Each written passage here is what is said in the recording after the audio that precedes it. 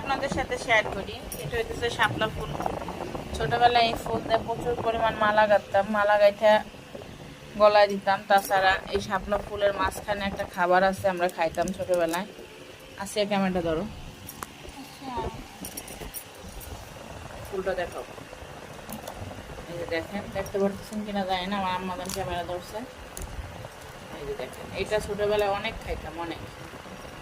এই যে দেখেন, শাপলা ফুল আনলে এটা খাইতাম। ফুলগুলো নিয়ে এটা কে কে খাইছে কমেন্ট করে জানাবেন।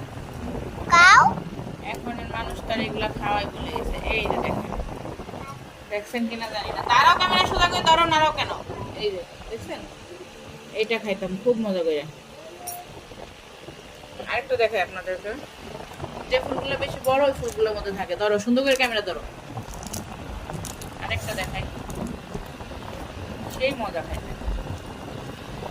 অনেক বছর পরে আবার খাইলাম, মনে পড়ে গেল আসলে শৈশবের কথা। এখন মনে পড়ে খুব। আগে ভাবতাম বড় হইলে মনে ভালো হইতো, আর এখন ভাবি আবার যদি ছোট হইতে পারতাম। এই যে ঠিক আছে, আজকের মতো আল্লাহ হাফেজ।